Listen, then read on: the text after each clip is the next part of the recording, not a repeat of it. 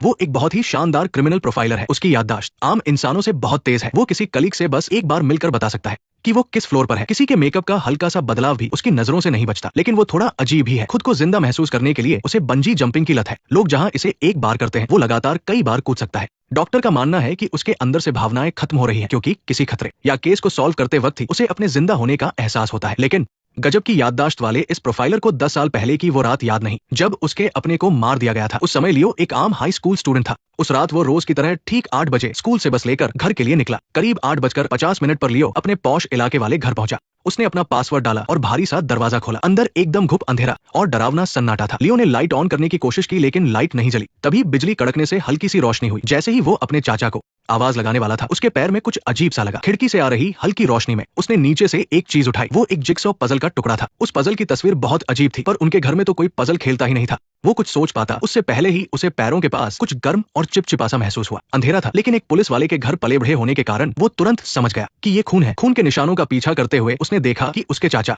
जो हमेशा सख्त दिखते थे, आज खून से लथपथ बेजान पड़े थे। पुलिस ने तुरंत जगह को सील कर दिया। इस केस की जिम्मेदारी नए पुलिस अफसर मार्क को मिली।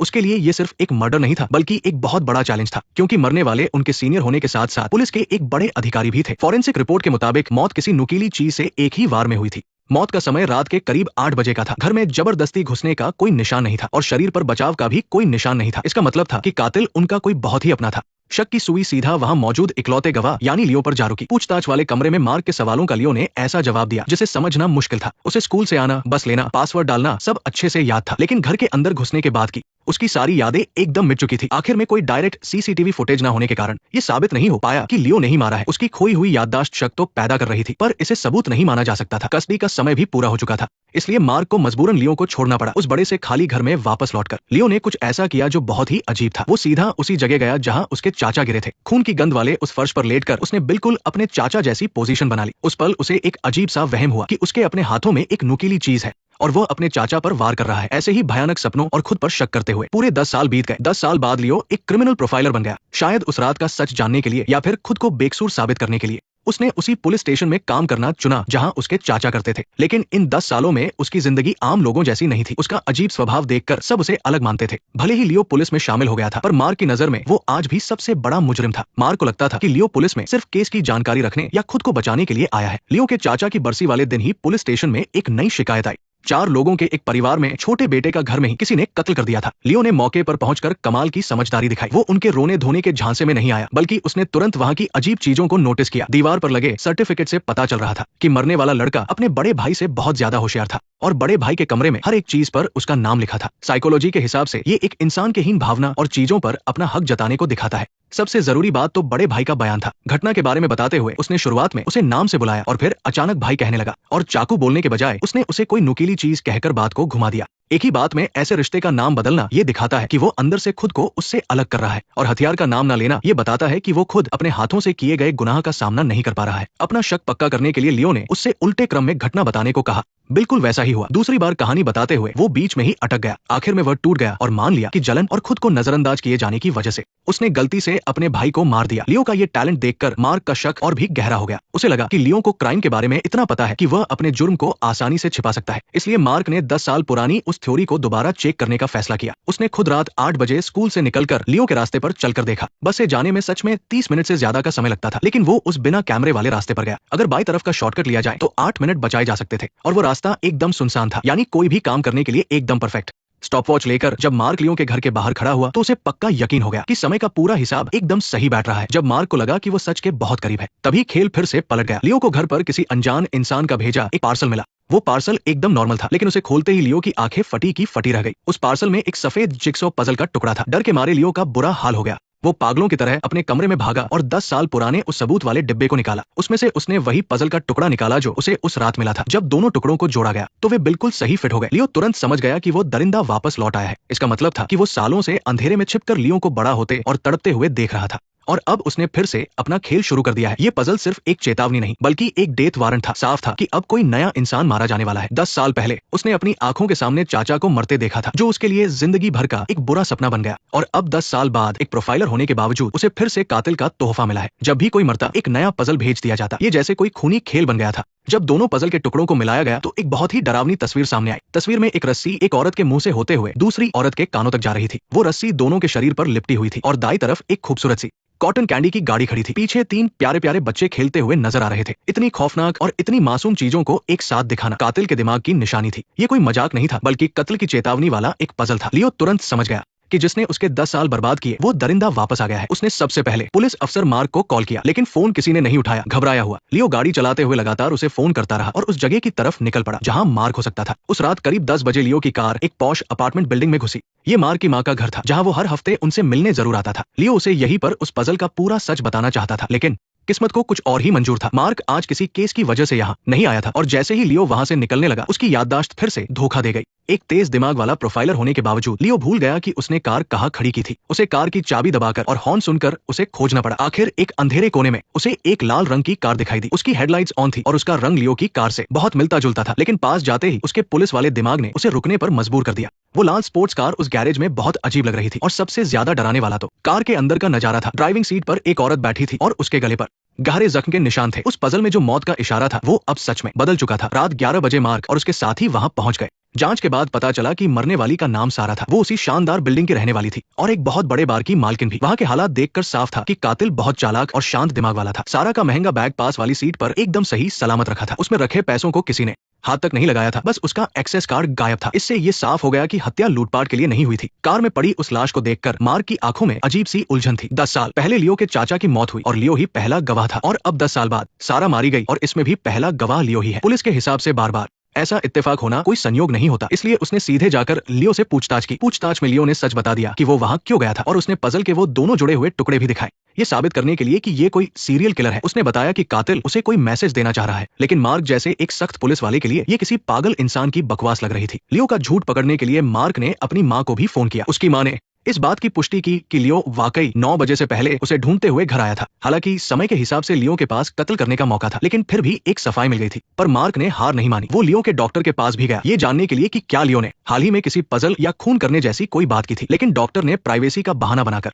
कुछ भी बताने से साफ मना कर दिया। अब इस केस की जांच पूरी तरह से उलझ चुकी थी, लेकिन एक सुराग से इसका कनेक्शन किसी बहुत बड़े रसूखदार इंसान की तरफ जा रहा था। पुलिस के शक करने के बावजूद लियो ने अपनी जांच नहीं रोकी। उसने उस कुरियर पार्सल को ट्रैक किया तो पता चला कि भेजने वाले ने किसी और का फोन इस्तेमाल किया था और पार्सल किसी वेयरहाउस के वॉशरूम से भेजा गया था। वहां न कोई कैमरा था और न फिंगरप्रिंट। कातिल सारे सुराग मिटाने के बाद लियो को लगा कि कातिल ने खून करने के बाद ही वो पजल भेजा था। ये एक तरह का दिखावा और चुनौती थी। दूसरी तरफ केविन भले ही बातों से लियो पर शक कर रहा था, लेकिन उसके काम एक प्रोफेशनल डिटेक्टिव की तरह थे। वो मियां के बार में पूछताछ करने पहुंचा। वहां एक वेटर ने बहुत अहम सुराग दिया। मर्डर वाली रात मियां इसी बार में एक आदमी से बात कर रही थी। कॉल रिकॉर्ड से केविन को पता चला कि मियां ने मरने से पहले आखिरी कॉल रात 8 बजे के बाद किया था। उसी नंबर से एक बार फिर कॉल आया था, लेकिन उसने उठाया नहीं। केविन ने उस नंबर पर कॉल किया, पर दूसरी तरफ से आई आवाज सुनकर उसके पसीने छूट गए। वो आवाज मौजूदा पुलिस चीफ की थी, जो सालों पहले लियो के अंकल वाले केस के बड़े अफसरों में से एक थे। इसके बाद केविन हिम्मत करके डायरेक्टर शॉन से मिलने गया। एक जूनियर के ऐसे सवाल करने पर डायरेक्टर थोड़े गुस्से में दिखे। उन्होंने सफाई दी कि 8 बजे वाला कॉल प्राइवेट रूम बुक करने के लिए था और बाद वाला उसे कैंसिल करने के लिए। क्योंकि मियां ने फोन नहीं उठाया, इसलिए वो वहां नहीं गए। लेकिन केविन पावर से डरने वालों में से नहीं था। वो समझ गया कि डायरेक्टर झूठ बोल रहे हैं, इसलिए उसने सीधा एक स्टेटमेंट फॉर्म उनके सामने रख दिया और भरने को कहा। इस हरकत ने डायरेक्टर को पूरी तरह भड़का दिया। दूसरी तरफ लियो भी अपने तरीके से सच का पता लगा रहा था। उसने सीधे डायरेक्टर शॉन को खाने पर बुलाया और बेझिझक केस के बारे में पूछने लगा। क्या अंकल और मेरे भाई एक दूसरे को जानते थे? मुझे नहीं पता, शायद तुम्हारे अंकल जानते हो, लेकिन इतना तय है कि तुम तीनों कभी नहीं मिले। क्या अंकल नहीं उसे मारा था? अरे तुम भी क्या बातें कर रहे हो? चलो 3 पेग लगाओ। इसके बाद लियो घर लौट आया। बाहर की शांति के बावजूद उसके दिमाग में सवालों का तूफान बस अभी शुरू ही हुआ था। वो बोर्ड पर बार बार उस पजल का डिजाइन बना रहा था। उसका हर एक हिस्सा उसके दिमाग में किसी कांटे की तरह चुभ रहा था। वो अपने दिमाग में कातिल के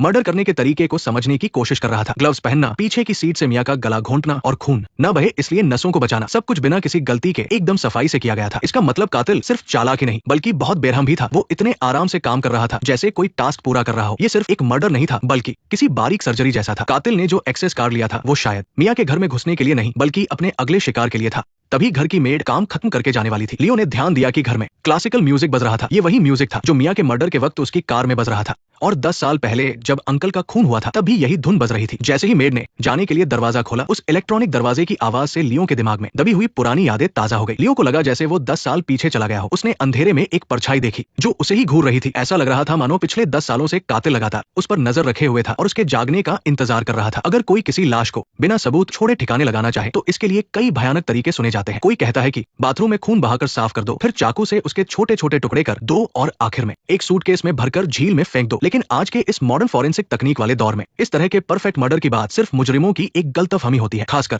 जब उनका सामना इस जीनियस से हो। मर्डर का कोई भी तरीका इसके आगे बेकार था। एक टॉप क्रिमिनल प्रोफाइलर होने के नाते लियो की नजर से कोई मुजरिम बच नहीं सकता था, लेकिन 10 साल पहले अपने ही अंकल की भयानक मौत उसके लिए एक डरावना सपना बन गई थी। उस मर्डर के वक्त वो वहीं मौजूद था। उसने महसूस किया था कि कातिल उसके ठीक पीछे है। फिर भी गहरे डर और सदमे की वजह से उसे पीटीएसडी यानी पोस्ट ट्रॉमेटिक स्ट्रेस डिसऑर्डर हो गया था। इस वजह से वो अहम बातें भूल गया था, यहाँ तक कि लंबे समय तक वो अपनी इन्हीं टूटी फूटी यादों से तड़पता रहा और एक वक्त पर उसे लगा कि चाकू पकड़ने वाला वो शैतान शायद वो खुद ही था। अब पुरानी यादें वापस आने से वो गलतफहमी दूर हो गई थी, लेकिन इस नए मर्डर केस ने एक बार फिर सब कुछ बदल दिया। इस बार शिकार बनी मियां, जिसका रस्सी से गला घोंटकर उसकी ही कार में खून कर दिया गया था। मौकाए वारदात की जांच से पुलिस को पता चला कि ये अचानक नहीं हुआ था। कुछ लोगों ने बताया कि मियां ने अपनी कार जिस जगह पार्क की थी वो पहले किसी और की फिक्स पार्किंग की जगह थी, लेकिन मर्डर से कुछ समय पहले तक जो कोई भी वहां कार पार्क करता उसकी कार के टायर पंक्चर कर दिए जाते या कार पर खरोंचे मार दी जाती, जिससे उस शख्स को अपनी पार्किंग की जगह बदलनी पड़ी। ऐसा लगता है कि कातिल ने मियां को इसी सीसीटीवी कैमरे के ब्लाइंड स्पॉट पर पार्क करने के लिए मजबूर किया और इसके लिए वो महीनों से तैयारी कर रहा था। इसके बाद केविन फिर से अंडरग्राउंड पार्किंग में पहुंचा। सीसीटीवी फुटेज की ब्राइटनेस बढ़ाकर देखने पर उसे एक डरावना सच पता चला। जब मियां की कार पार्किंग में घुसी थी तभी उसके गले में एक रस्सी बंधी हुई थी। इसका मतलब कातिल ने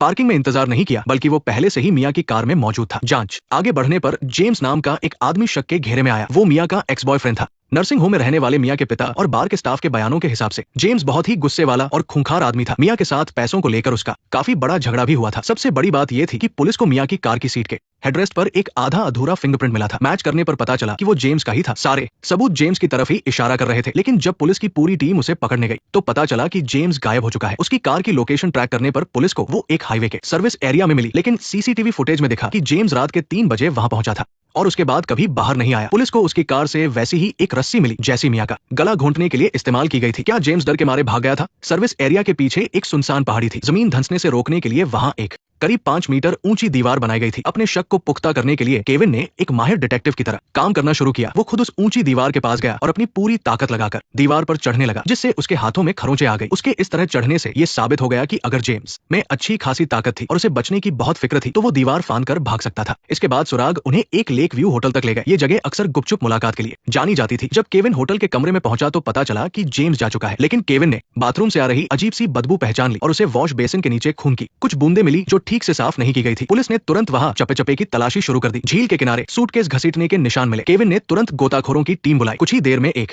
भारी लाल सूटकेस पानी से बाहर निकाला गया। जैसे ही सूटकेस खोला गया सब लोगों के होश उड़ गए। उसमें कपड़े नहीं थे, बल्कि एक लाश के कटे हुए टुकड़े थे। न सिर था, न हाथ पैर, सिर्फ धड़ था। केविन को तुरंत लगा कि शायद जेम्स ने मियां को मारने के बाद किसी और का भी खून कर दिया है, लेकिन लियो ने सूटकेस देखकर एकदम अलग ही बात बताई। लियो का तर्क बहुत सही था। मियां का खून करने वाले का अपने आप पर बहुत कंट्रोल था। वहां कोई सुराग नहीं था और वो हर बार निशानी के तौर पर पजल भेजता था, लेकिन इस सूटकेस वाले केस में काम बहुत ही जल्दबाजी और गुस्से में किया गया था। और सबसे बड़ी बात, लियो को इस बार कोई पजल नहीं मिला था। इसके बाद टेस्ट रिपोर्ट्स ने लियो के शक को सही साबित कर दिया। वो बिना सिर वाली लाश किसी और की नहीं बल्कि सबसे बड़े शक के घेरे में आए जेम्स की ही थी। केस पूरी तरह से पलट गया। जेम्स अब मुजरिम नहीं बल्कि खुद एक शिकार था। तो फिर आखिर उसका खून किसने किया? इसके बाद लियो का शक जेम्स की पत्नी लिली पर गया। पुलिस स्टेशन में पूछताछ के दौरान लिली बहुत दुखी होने का नाटक कर रही थी, लेकिन लियो ने समझ लिया था कि उसके ये आंसू एकदम झूठे थे। अपने शक को पुख्ता करने के लिए लियो ने लिली के घर जाकर तफ्तीश करने का फैसला किया। लिली के घर में कमरे की हालत देखकर लियो को समझ आ गया कि ये पति पत्नी काफी समय से अलग रह रहे थे। जब लियो ने उससे कड़े सवाल पूछने शुरू किए तो लिली आखिर घबरा गई। उसने मान लिया कि उसका पति अक्सर शिकायत करता था कि मियां को दिया गया घर बहुत महंगा था। उसने मियां का नाम पहली बार उसी वक्त सुना था, लेकिन इससे भी बड़ा राज लिली के अतीत में छिपा था। बचपन से ही उसके पास अपना खुद का कोई कमरा नहीं था, जब तक कि बचपन में उसके घर में आग नहीं लगी थी। उस आग में उसकी दादी और बहन की मौत हो गई थी। वो अकेली बची थी। लेकिन जब लियो ने जानबूझकर इस बारे में बात की तो लिली के चेहरे पर दुख या पछतावे का कोई भाव नहीं था। इसके बजाय अपना कमरा होने को लेकर उसका पागलपन नजर आ रहा था। उसके इस रूखेपन को देखकर लियो समझ गया कि वो एक बेरहम औरत है जिसे किसी के दुख से कोई फर्क नहीं पड़ता। उसी वक्त केविन को भी एक बड़ा सुराग मिला। अपनी जांच में उसे पता चला कि लिली के कई लोगों से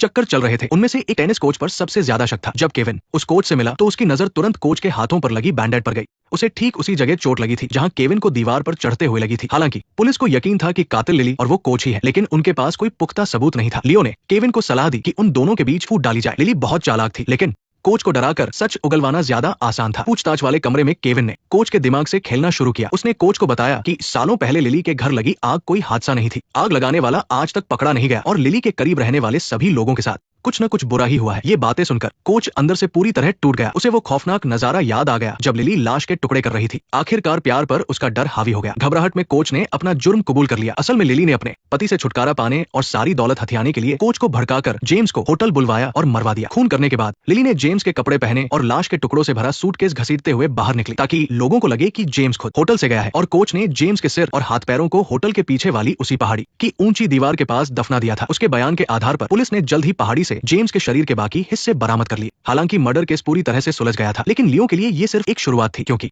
जिमी की मौत सिर्फ ध्यान भटकाने का एक तरीका था और वो असली कातिल जिसने उसके अंकल और मैरी को मारा था, वो सीरियल किलर अभी भी कहीं अंधेरे में छिपा था। केस खत्म होने वाली रात लियो जैसे ही घर पहुंचा, उसने दरवाजे पर एक जाना पहचाना पार्सल देखा। उसे खोलने के बाद लियो एकदम से सुन्न रह गया। वो अजीब सी पजल फिर से सामने आ गई थी और इस पजल का डिजाइन बिल्कुल जिमी के कटे हुए शरीर के हिस्सों से मेल खाता था। ये एक तरह की चुनौती थी और एक चेतावनी भी। क्या कोई नया मर्डर फिर से होने वाला था? वो ड्यूटी से घर आया ही था कि उसे कातिल का भेजा हुआ पार्सल मिल गया, लेकिन खोलने पर अंदर सिर्फ एक पजल का टुकड़ा था। पहले के केस में पजल हमेशा कत्ल की चेतावनी होती थी, लेकिन इस बार मामला बिल्कुल अलग था। पजल पर बनी गुड़िया के हाथ पैरों पर लाल रंग की डरावनी लाइनें थी जो हाल ही में हुए मर्डर के कट के निशानों से बिल्कुल मैच करती थी। पर इस केस का असली कातिल युग तो पहले ही पकड़ा जा चुका था और मर्डर के तरीके की डिटेल्स पुलिस का सीक्रेट थी। यहाँ तक कि कई पुलिस वालों को भी कट के सही निशानों का पता नहीं था। तो फिर वो मिस्ट्री पजल किलर आखिर ये सब कैसे जानता था? अपना शक दूर करने के लिए लियो अगले दिन सुबह सुबह जेल गया। उसे ल्यूक से मिलना ही था। जेल की ठंडी शीशे वाली खिड़की के पार लियो ने वो पजल निकाली। लियो के रिएक्शन ने लियो के शक को सही साबित कर दिया। उसने ये चीज पहले कभी नहीं देखी थी, लेकिन जब लियो ने उससे लाश ठिकाने लगाने वाली रात के बारे में पूछा तो लियो को एक बहुत ही डरावनी बात याद आई। क्या कोई स्विमिंग पूल में था? मुझे लगा जैसे पूल में कोई था, लेकिन कौन? अगर आसपास पूल में कोई होता तो हम उसे आसानी से नोटिस कर लेते। लेकिन तुम्हें वो सूटकेस कैसे मिला? मुझे लगा कि तुमने उसे बहुत गहरा गाड़ दिया था। पूल के एंट्री गेट के पास मैंने हल्के से खरोंच के निशान देखे थे। 2 लोग सूटकेस लेकर गए थे। इसका मतलब है कि ल्यूक के जाने के बाद असली पजल किलर वहां गया था। उसने ना सिर्फ सब कुछ देखा, बल्कि शायद किसी वजह से पहियों के नकली निशान भी बना दिए थे। वो सीरियल किलर दरअसल हमेशा उनके आसपास ही छिपा था और किसी भूत की तरह सब कुछ कंट्रोल कर रहा था। जब लियो पजल वाले केस में उलझा हुआ था, तभी एक फैक्ट्री में मर्डर हो गया जिसका इस केस से कोई लेना देना नहीं लग रहा था। पर ये नया केस अचानक उस पजल की मिस्ट्री सुलझाने की चाबी बन गया। मरने वाले का नाम टॉम था, जो फैक्ट्री का एक बहुत ही सीधा साधा वर्कर था। वो अपने 3 दोस्तों के साथ पार्टी में शराब पी रहा था, तभी जहर से उसकी मौत हो गई। मर्डर वाली जगह अंदर से पूरी तरह लॉक थी। कैमरे में दिखा कि उन 3 लोगों के अलावा कोई और अंदर या बाहर नहीं गया। ये साफ तौर पर किसी जान पहचान वाले का काम लग रहा था। पुलिस ने तुरंत उन तीनों पर शक किया। ऐसा लग रहा था कि हर कोई कातिल हो सकता है, लेकिन लियो और केविन की गहरी छानबीन के बाद उन सब पर से शक एक एक करके हट गया। बॉब पर कर्ज तो था, लेकिन उसने ज्यादातर पैसा चुका दिया था, इसलिए बचे हुए पैसे के लिए किसी को मारने की कोई वजह नहीं थी। पॉल तो वैसे ही बहुत डरपोक था, उसमें जहर देने की हिम्मत ही नहीं थी। और रही बात पीटर की, तो वो कुछ मिनटों के लिए गायब जरूर हुआ था, लेकिन वो अपने एक रिश्तेदार से मिलने गया था जिसका उसके पास पक्का सबूत था। इसके बाद लियो ने फिर से क्राइम सीन की तलाशी ली। उसने देखा कि टॉम का कमरा छोटा जरूर था, लेकिन बहुत साफ सुथरा था। हर चीज अपनी जगह पर अच्छे से रखी थी, जैसे वो किसी बड़े काम की तैयारी कर रहा हो। शीशे पर लगी टॉम और उसके दोस्तों की फोटो देखकर लियो को अचानक कुछ समझ आया। सच बहुत ही रुला देने वाला था। दरअसल 1 साल पहले टॉम का बेटा टॉमी भी इसी फैक्ट्री में काम करता था। उस दिन टॉम को किसी काम से बाहर जाना पड़ा, तो उसने अपने बेटे को इन तीनों के भरोसे छोड़ दिया था। लेकिन इन तीनों ने काम से बचने और शराब पीने के लिए टॉमी को अकेले मशीन चलाने छोड़ दिया, जिसकी वजह से टॉमी का हाथ मशीन के पट्टे में फंस गया। जब उसकी जान पर बनी थी, तब इन तीनों ने उसे बचाने के बजाय ये सोचा कि कहीं वे ना फंस जाए। पीटर ने पुलिस को फोन करने से रोका और पहले बॉस को बताने की जिद की, क्योंकि बॉस का फोन नहीं लगा और उसे बचाने का जरूरी समय ऐसे ही बर्बाद हो गया। टॉमी तड़प तड़प कर मर गया। इसके बाद इन तीनों ने मिलकर एक झूठी कहानी बनाई और इसे टॉमी की ही गलती बताकर एक एक्सीडेंट साबित कर दिया। उस बेकसूर लड़के पर सारा इल्जाम डाल दिया गया, जो अब अपनी सफाई नहीं दे सकता था। टॉम बाहर से भले ही शांत दिखता था, लेकिन अंदर ही अंदर वो नफरत की आग में जल रहा था। उसे इन 3 धोखेबाज दोस्तों और इस मतलबी दुनिया से सख्त नफरत हो गई थी, इसलिए उसने इस सुसाइड का पूरा प्लान बनाया। उस रात टॉम ने खुद अपनी शराब में तेज निकोटीन का जहर मिलाया और फिर अपने दुश्मनों के सामने उसे पी लिया। जहर तुरंत उसके पूरे शरीर में फैल गया, लेकिन टॉम ने उफ तक नहीं की। वो उस दर्द को सहता हुआ मर गया, सिर्फ इसलिए ताकि इन तीनों पर उसके कत्ल का इल्जाम लगे और वे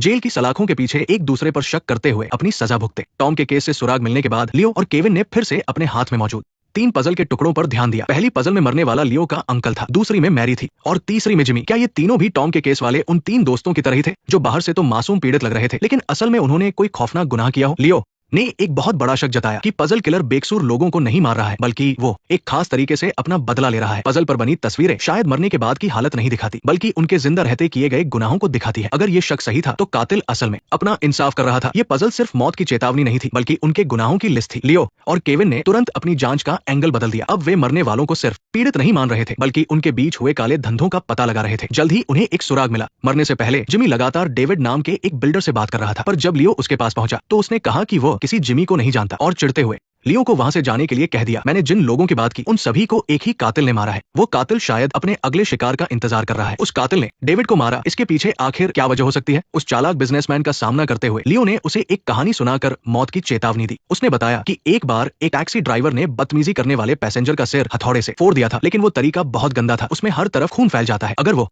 कातिल होता तो वो एक साफ सुथरा तरीका अपनाता, जैसे कि किसी तेज सुई से सिर के पीछे गर्दन की पहली हड्डी में छेद करना। एक बार और खेल खत्म, कोई निशान नहीं। लियो ने ये बातें सिर्फ डेविड को डराने के लिए कही थी ताकि वो सच उगल दे, लेकिन डेविड ने गुस्से में आकर लियो को बाहर निकाल दिया। लेकिन कुछ घंटों बाद ही पुलिस को खबर मिली कि डेविड अपने ऑफिस में मरा हुआ मिला। पहली नजर में मौत की वजह हार्ट अटैक लग रही थी, लेकिन जब लियो ने लाश के सिर के पीछे के बाल हटाए तो वहां एक बहुत ही छोटा सा सुई का निशान था। उसकी मौत बिल्कुल वैसी ही हुई थी जैसा उसने सुबह बताया था। और डेविड की मौत के अगले दिन ही पजल का चौथा टुकड़ा भी आ गया। इस बार पजल में एक जोकर बना हुआ था। लियो ने चारों पजल को एक साथ जोड़ा और आखिरकार उस जगह का पता लगा लिया। वो जगह थी ड्रीम अम्यूजमेंट पार्क। ये सालों पुराना एक अम्यूजमेंट पार्क था जिसे अब तोड़ा जाने वाला था। हालांकि लियो की जांच के दौरान वहां के मैनेजर ने कहा कि यहाँ कभी कोई मर्डर नहीं हुआ है, लेकिन लियो का मन कह रहा था कि यही जगह उन सारे जुर्म की जड़ है। इसी बीच पुलिस स्टेशन के अंदर भी दरारें आनी शुरू हो गई। केविन के पार्टनर को डेविड के मर्डर के सबूत इकट्ठा करते वक्त पता चला कि एक चीज गायब थी। उसने वहां एक पुराना रूमाल देखा था, लेकिन सबूतों की लिस्ट से वो गायब था। उसने और केविन ने सबूतों वाला वीडियो चेक किया तो देखा कि वीडियो में भी वो रूमाल नहीं था। इसका मतलब था कि पुलिस स्टेशन के अंदर कोई गड़बड़ है। किसी ने पुलिस की जांच से पहले ही चुपके से वो जरूरी सबूत चुरा लिया था। इस बात ने केविन को बहुत बड़े खतरे का एहसास कराया, इसलिए उसने फिलहाल इस बात को छिपाकर चुपचाप जांच करने का फैसला किया। जब केविन पुलिस स्टेशन में छिपे हुए गद्दार को ढूंढ रहा था, तब लियो ने बाहर से उन सभी को जोड़ने वाली अहम कड़ी ढूंढ निकाली। पजल से जुड़े चारों मरने वाले लोग एक एक करके एक ही अपार्टमेंट के मालिक रह चुके थे। ये अपार्टमेंट यूनिक सिटी में था, जो किसी शापित चीज की तरह उनके हाथों से गुजरा था। उन लोगों के बीच जरूर कोई बड़ा पैसों का खेल था और ये घर उनके गुनाहों को छिपाने का एक ठिकाना था। जैसे जैसे जांच आगे बढ़ी, एक बहुत बड़ा जाल सामने आने लगा। वो पजल सिर्फ मौत का पैगाम नहीं थी, बल्कि इन लोगों के लालच और जुर्म का सबूत थी। कातिल हर मर्डर के बाद क्राइम सीन पर पजल का एक टुकड़ा छोड़ जाता था। जब 4 मर्डर हो गए तो इन 4 टुकड़ों ने मिलकर एक बहुत ही भयानक तस्वीर बनाई। और सबसे ज्यादा चौंकाने वाली बात यह थी कि उस पजल के पीछे एक बहुत गहरा राज छिपा था। ऐसा लग रहा था कि कातिल जानबूझकर पुलिस को सीरियल किलिंग से भी किसी बड़े केस की तरफ इशारा कर रहा है, और अभी के सारे सुराग एक ही जगह की तरफ इशारा कर रहे थे। एक आलीशान हवेली। यूनिक सिटी की ये बड़ी सी हवेली अपने आप में ही बहुत अजीब थी। लियो को जांच में पता चला कि इस घर की ओनरशिप बहुत तेजी से और अजीब तरीके से बार बार बदली गई थी। इसके पहले मालिक रियल एस्टेट के बहुत बड़े बिजनेसमैन डेविड थे। सिर्फ 2 महीनों में ये घर जिमी के नाम कर दिया गया, और फिर 1 महीने बाद ही घर फिर से मैरी के नाम हो गया। ये सब सिर्फ 3 महीने के अंदर हुआ, वो भी बिना किसी कानूनी लड़ाई या एक्सीडेंट के रिकॉर्ड के। और सबसे अजीब बात यह थी कि आज इस एक ही घर के वो सभी मालिक ठंडी लाश बन चुके थे। इसके बाद लियो ने केस की प्रोफाइलिंग से पता लगाया कि ये तीनों किसी एक बड़े जुर्म में साथ मिले हुए थे, और करोड़ों की कीमत वाली ये हवेली उनके इसी जुर्म का इनाम थी। उन्होंने एक रिले रेस की तरह बहुत कम समय में एक दूसरे को इसका फायदा पहुंचाया। लेकिन यहाँ एक बहुत बड़ी गड़बड़ थी। लियो का अंकल एलेक्स, जो इस पजल किलिंग का पहला शिकार था, वो इस घर के लेन देन में कहीं भी शामिल नहीं था। अगर ये 4 लोगों का प्लान था तो फिर सिर्फ एलेक्स को ही इसका हिस्सा क्यों नहीं मिला? अपने अंकल के इस राज से पर्दा उठाने के लिए लियो और केविन ने पुरानी फाइलें खंगालने का फैसला किया। केविन को पुरानी जानकारी रखने वाले चीफ स्मिथ मिले और एक पुरानी दबी हुई कहानी सामने आई। चीफ स्मिथ ने बताया कि उस वक्त एलेक्स एक बहुत ही होनहार इंसान था, लेकिन उसका करियर स्टॉकिंग सीरियल किलर नाम के एक खौफनाक केस में बर्बाद हो गया। वो एक बहुत ही अफरातफरी वाला दौर था। बारिश वाले हर सोमवार को कोई ना कोई बेकसूर लड़की मारी जाती थी। मरने वाली के चेहरे पर स्टॉकिंग्स लपेटी होती थी और मर्डर का तरीका बहुत ही खौफनाक होता था। उसे लगा था कि सिर्फ 3 लोग मारे गए हैं, लेकिन जैसे जैसे जांच आगे बढ़ी, मरने वालों की संख्या बढ़कर 5 हो गई। जनता का गुस्सा बेकाबू हो गया। ऐसे में रिचर्ड को लोकल चीफ होने के नाते मामले को शांत करने के लिए मजबूरन इस्तीफा देना पड़ा। ये सुराग 10 साल पुराने एक केस की तरफ इशारा कर रहा था। जैक और केविन जब रिकॉर्ड रूम में फाइलें खंगाल रहे थे तो उन्हें एक मामूली सा केस मिला। ये केस रिचर्ड के इस्तीफे से ठीक पहले का था। स्टॉकिंग मर्डर केस की आखिरी शिकार के भाई ने मॉर्निंग न्यूज के एक रिपोर्टर पर मानहानि का केस किया था। केस इसलिए किया गया था क्योंकि उस रिपोर्टर ने अटेंशन पाने के लिए मरने वाली लड़की को बार डांसर बताया था, लेकिन 3 महीने लटकने के बाद बिना किसी सबूत के ये केस बंद कर दिया गया। जब दोनों को लगा कि उन्हें अहम सुराग मिल गया है और उन्होंने केस करने वाले उस परिवार को खोज लिया, तो उन्हें पता चला कि वो रिपोर्टर स्मिथ तो सालों पहले ही मर चुका है, और केस दर्ज होने के कुछ ही समय बाद उसने अपने घर में सुसाइड कर लिया था। ये खबर सुनकर जैक और केविन को कुछ गड़बड़ लगी। उन्होंने तुरंत रिपोर्टर स्मिथ की डेथ फाइल मंगवाई। तेज दिमाग वाले जैक ने क्राइम सीन की तस्वीरों में एक ऐसी चीज देखी जिसने उनके होश उड़ा दिए। स्मिथ की लाश के पास बिस्तर पर एक पजल का टुकड़ा रखा हुआ था। इसका मतलब था कि कातिल ने 10 साल पहले ही ये खूनी खेल शुरू कर दिया था, और रिचर्ड की मौत तो बस उसकी इस लंबी रिवेंज प्लानिंग का एक हिस्सा थी। उस पजल पर बनी तस्वीर और भी डरावनी थी। एक आदमी के हाथ में कैमरा था, लेकिन उसकी दोनों आंखें धागे जैसी किसी चीज से सिली हुई थी। ये कातिल का पुलिस का सीधा मजाक उड़ाना था। लेकिन जिस बात ने केविन को सबसे ज्यादा डरा दिया वो ये थी कि सालों पहले रिपोर्टर स्मिथ केस का इंचार्ज कोई और नहीं बल्कि उसका भरोसेमंद बॉस कैप्टन जॉन था। कैप्टन जॉन ने उस वक्त इस पजल के टुकड़े को देखा था, लेकिन अब चल रहे सीरियल मर्डर केस में उसने इसका एक बार भी जिक्र नहीं किया। अब केविन अपने मन के शक को दबा नहीं पाया। उसने सीधा कैप्टन जॉन को मिलने बुलाया। सवालों के सामने कैप्टन ने कोई बहाना नहीं बनाया, लेकिन उसने जो सच बताया उसने केविन को और भी बड़ी उलझन में डाल दिया। हालांकि कैप्टन जॉन ने माना कि उसने पजल वाली बात छुपाई थी, लेकिन उसकी वजह ऐसी थी जिसे झुठलाया नहीं जा सकता था, क्योंकि उसे जैक पर भरोसा नहीं था। दरअसल 10 साल पहले रिपोर्टर स्मिथ की मौत ओकवुड अपार्टमेंट में हुई थी। उस रात जैक, जो तब स्कूल में था, अपने दोस्तों के साथ ऊपर वाले कमरे में ट्यूशन पढ़ रहा था। सीसीटीवी फुटेज में दिखा कि देर रात सभी बच्चे एक एक करके बिल्डिंग से निकल गए, लेकिन जैक को बाहर आते किसी ने नहीं देखा। इसका मतलब जिस वक्त रिपोर्टर स्मिथ की मौत हुई, जैक उसी बिल्डिंग में था और उसके पास खुद को बेगुनाह साबित करने का कोई सबूत नहीं था। मैं भी पीटर का पर्दाफाश करना चाहता था, लेकिन अचानक सेंट्रल पुलिस ने मुझे पकड़ लिया। 8 महीने बाद चीफ डेविड का कत्ल हो गया। सारा को लेकर भी उड़ रही अफवाहें साफ नहीं है। क्या तुम्हें सारा पर भरोसा है? कैप्टन जॉन के इन सवालों पर केविन ने जल्दबाजी में कोई फैसला नहीं लिया, बल्कि उसने आमने सामने बात करना सही समझा। और जैक ने भी मान लिया कि वो उस दिन उसी बिल्डिंग में था, लेकिन ट्यूशन से बोर होकर और मूड खराब होने की वजह से वो अकेला छत पर टहलने चला गया था। तभी उसने किसी अनजान शख्स को छुपते हुए बिल्डिंग में घुसते देखा। हालांकि उसका चेहरा साफ नहीं था, लेकिन हो सकता है कि रिपोर्टर की मौत का उससे कोई कनेक्शन हो। खुद को बेगुनाह साबित करने और उस परछाई का सच जानने के लिए जैक ने रिपोर्टर स्मिथ के कॉल रिकॉर्ड्स में से एक अहम इंसान को खोज निकाला, जिसका नाम माइक था। रिपोर्टर ने मरने से पहले आखिरी कॉल माइक को ही किया था। वही इस 10 साल पुराने राज की चाबी था। जैक ने बिना किसी को बताए सिर्फ केविन को एक मैसेज छोड़ा और अकेला ही जेजू की फ्लाइट पकड़ ली। वो खुद जाकर सच्चाई जानना चाहता था, लेकिन उसे नहीं पता था कि ये एक बिछाया हुआ जाल है। उसी रात केविन ने घबराते हुए जैक को कॉल किया, लेकिन फोन पर जैक की आवाज नहीं आई, बल्कि जेजू पुलिस स्टेशन से एक चौंकाने वाली खबर मिली। मैं सारा का साथी पुलिस ऑफिसर बोल रहा हूँ। क्या बात है? ये बताना थोड़ा मुश्किल है। ऑफिसर सारा एक मामले में हमारे साथ ही मौजूद है। क्या हुआ? क्या कोई प्रॉब्लम है? ऐसा नहीं है, वो एक मर्डर केस की सस्पेक्ट है। दरअसल कुछ मिनट पहले ही समंदर किनारे पुलिस ने एक भयानक नजारा देखा था। जैक ने अपने हाथ में एक मोटी रस्सी कसकर पकड़ी हुई थी और उस रस्सी का दूसरा सिरा सीधे माइक के गले से बंधा था, जो इस केस का अहम गवाह था। देखते ही देखते जैक कातिल को खोजने वाले से खुद एक मुजरिम बन गया था, लेकिन किसी को नहीं पता था कि जैक को हथकड़ी लगने के बाद ही असली खेल शुरू होने वाला है। वो आदमी बस समंदर किनारे मछली पकड़ने गया था और सीरियल किलर का शिकार बन गया। उसने खुद को बचाने के लिए चाकू उठा लिया, लेकिन वहाँ दूर दूर तक कोई नहीं था। हालांकि जैसे ही वो उठा, उसे सब कुछ धुंधला दिखने लगा। जब उसने पीछे मुड़कर देखा तो उसकी आंखों में खौफ भर गया, जैसे उसने कुछ बहुत डरावना देख लिया हो। इससे भी अजीब बात यह थी कि जब वो आदमी दोबारा दिखा तो वो एक लाश बन चुका था। वहाँ किसी तीसरे इंसान के होने का कोई नामो निशान नहीं था। सारा शक वहाँ मौजूद जैक पर जा रहा था। हालांकि ये तेज तर्रार क्रिमिनल प्रोफाइलर पुलिस की पूछताछ में बहुत ही अजीब बर्ताव कर रहा था। उसने अपनी सफाई में कुछ भी कहने से मना कर दिया और केविन के सवालों पर भी एकदम चुप रहा। हार मानकर केविन ने जैक की पुरानी साइकोलॉजिस्ट डॉक्टर लिंडा से संपर्क किया, इस उम्मीद में कि वो सच उगलवा लेगी। लेकिन डॉक्टर लिंडा के साथ एक और डॉक्टर टॉम भी वहां आए थे। ये दोनों डॉक्टर जैक के काफी करीब थे, लेकिन अपने पुराने दोस्तों के सामने भी जैक ने कुछ नहीं बोला और खामोश ही रहा। जैक के खुद को जेल भेजने की एक बड़ी वजह थी, क्योंकि उसने एक बात नोटिस कर ली थी, कातिल ने उसे पजल भेजा था। इसका मतलब वो चाहता है कि जैक सच का पता लगाए, इसलिए जब तक सच सामने नहीं आता कातिल उसे कोई नुकसान नहीं पहुंचाएगा और नहीं जेल जाने देगा। तो अब जेल में रहने के दौरान जो भी इंसान उससे मिलने आएगा वही कातिल हो सकता है या फिर कातिल का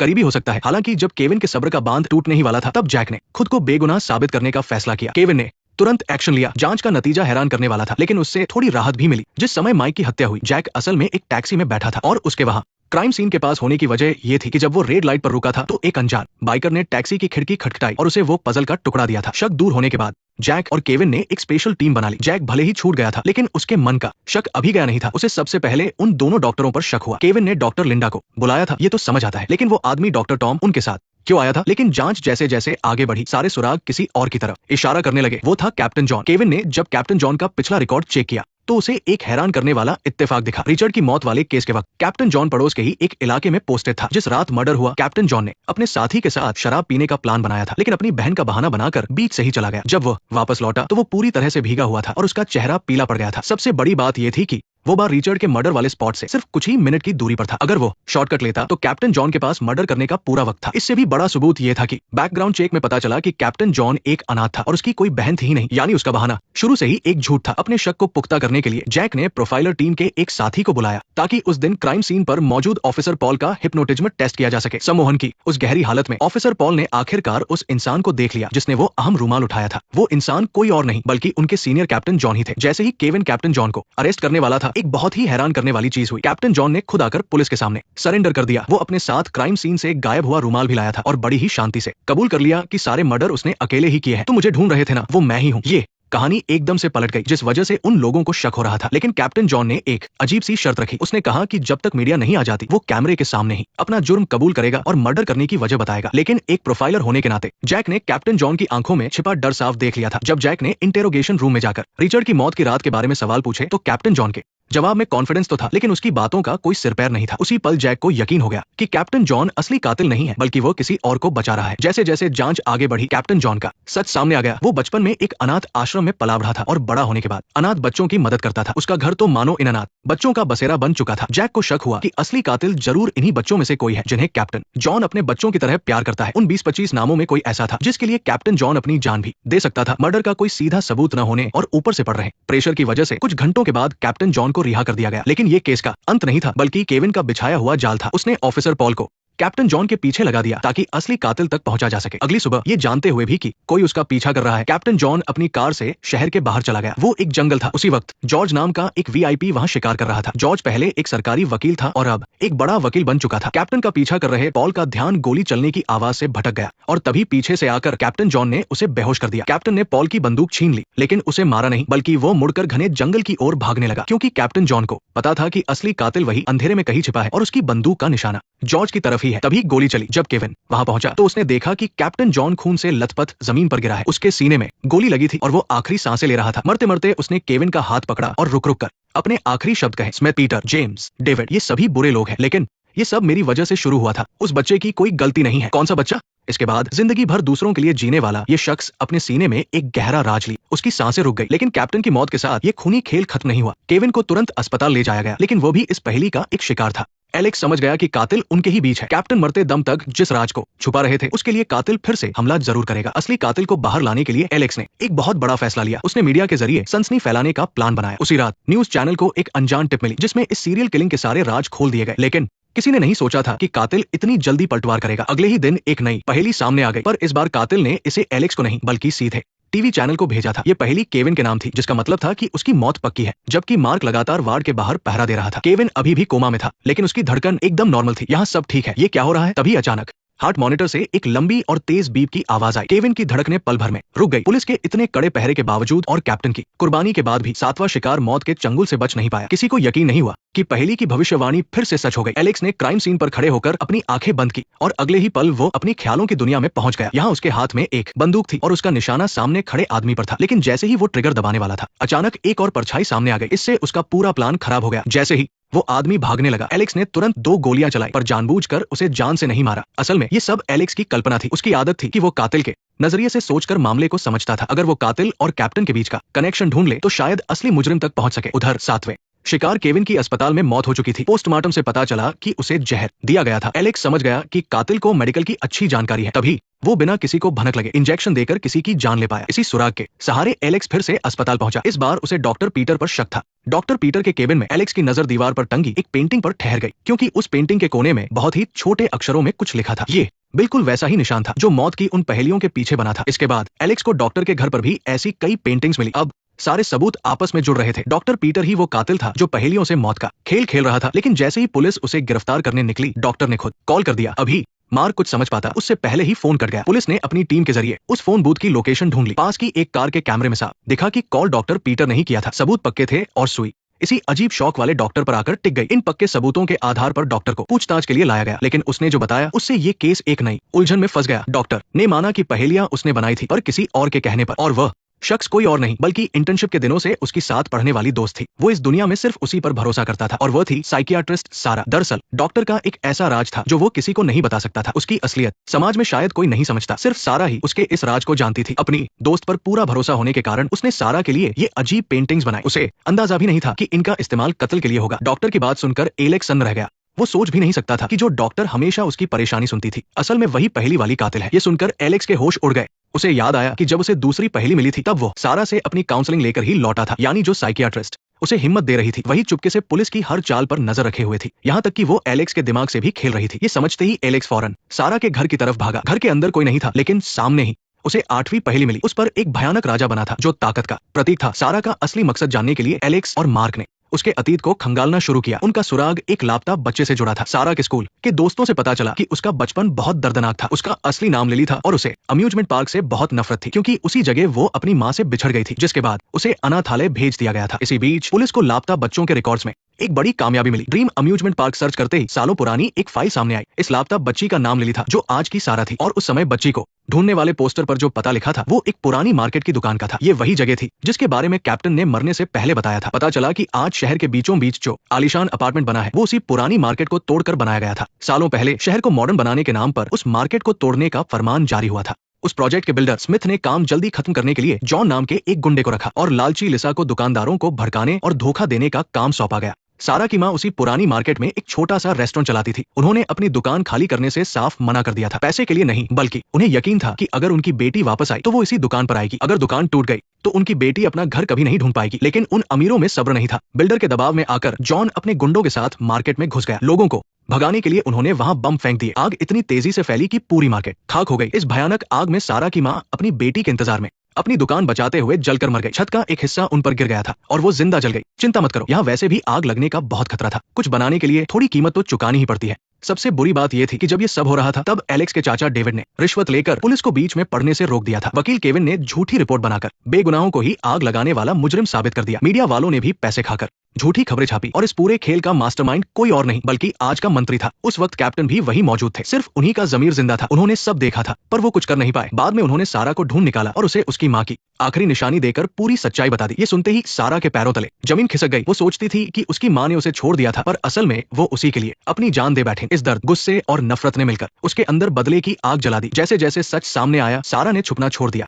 वो खुद एलेक्स के सामने आ गई। वो एकदम शांत थी, जैसे अपना काम पूरा कर चुकी हो। उसने एलेक्स से कहा कि अगर वो इस खेल का अंत देखना चाहता है तो उसके साथ चले। इसके बाद गाड़ी उसी आलीशान अपार्टमेंट के पास रुकी जो उसकी माँ की चिता पर खड़ा था। जब एलेक्स ने दरवाजा तोड़ा तो कमरा खाली था। वहां सिर्फ आखिरी पहेली रखी थी। तभी खिड़की के बाहर किसी भारी चीज के गिरने की तेज आवाज आई। इस पूरी तबाही का जिम्मेदार मंत्री बिल्डिंग की छत से नीचे जमीन पर गिरकर मर चुका था, बिल्कुल उस पहेली की तरह जो सबसे ताकतवर राजा की मौत की निशानी थी। लेकिन खेल अभी खत्म नहीं हुआ था। एलेक्स के हाथ में जो पहेली थी उस पर अंधेरे में डूबा हुआ एक अम्यूजमेंट पार्क बना था। सारा अब तक अंधेरे में गायब हो चुकी थी। एलेक्स समझ गया कि ये उसके लिए छोड़ा गया आखिरी सुराग था और यही सारा की मंजिल थी। जब एलेक्स अम्यूजमेंट पार्क पहुंचा तो सारा मैरी गो राउंड पर अकेली बैठी थी। उसके हाथ में एक खाली शीशी थी। वह मरने की पूरी तैयारी कर चुकी थी। ये वही जगह थी जहां वह 7 साल की उम्र में खो गई थी। यहीं से उसके बुरे दिन शुरू हुए थे। अगर उस दिन उसने खेल खेल में अपनी माँ का हाथ नहीं छोड़ा होता और वो नहीं खोई होती तो उसकी माँ भी उस दुकान पर इंतजार नहीं करती और उस भयानक आग में जान नहीं गंवाती। सारा की नजर में उसने अपने सारे दुश्मनों को तो मार दिया था लेकिन अपनी माँ की मौत की असली वजह वो खुद को मानती थी। जब मार्क वहां पहुंचा और उसे सरेंडर करने के लिए कहने लगा तब तक बहुत देर हो चुकी थी। सारा की आंखों में न कोई डर था न कोई पछतावा, बस सब कुछ खत्म हो जाने की शांति थी। अब इस दुनिया में उसका कोई अपना नहीं बचा था, सिर्फ राख बची थी। सारा को बेजान होते देख एलेक्स ने उस काले रंग की पहेली को कसकर पकड़ लिया। उसका दिल भारी हो गया था। पहेलियों का ये खेल अब खत्म हो गया था। इसमें कोई नहीं जीता, बस तबाही मची। लेकिन सारा की मौत के कुछ ही देर बाद शहर के एक कोने में एक और लाश मिली। एक औरत को मार दिया गया था जिसकी गर्दन पर गहरे निशान थे और तभी एलेक्स के पास एक बिल्कुल नई पहेली आ गई। सारा भले ही मर चुकी थी लेकिन ये खूनी पहेलियां अब एक सिंबल बन चुकी थी। ऐसा लग रहा था कि जब तक दुनिया में जुर्म है इन खूनी पहेलियों का खेल कभी खत्म नहीं होगा।